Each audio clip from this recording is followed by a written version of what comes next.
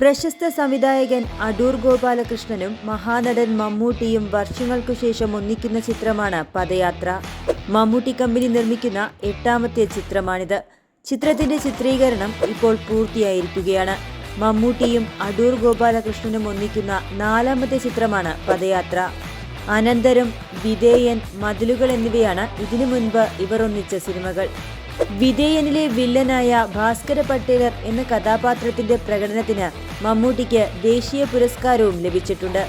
പദയാത്രയുടെ കഥയും തിരക്കഥയും സംഭാഷണവും അടൂർ ഗോപാലകൃഷ്ണനും KV മോഹൻകുമാറും ചേർന്നാണ് നിർവഹിക്കുന്നത്.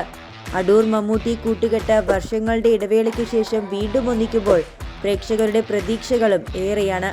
കലാമൂല്യമുള്ള കഥയും അഭിനയ സാധ്യതയുള്ള കഥാപാത്രങ്ങളും അടൂർ സിനിമകളുടെ എക്കാലത്തെയും പ്രത്യേകതയാണ്. മമ്മൂട്ടി അടുത്ത കാലങ്ങളിലായി ഏറ്റെടുത്ത വ്യത്യസ്തമായ കഥാപാത്രങ്ങളുടെ ലിസ്റ്റിൽ ഇനി അടൂരിന്റെ കയ്യൊപ്പ് പതിഞ്ഞ കഥാപാത്രം കൂടി എത്തുമ്പോൾ അതിനായി കാത്തിരിക്കുകയാണ് ആരാധകരും.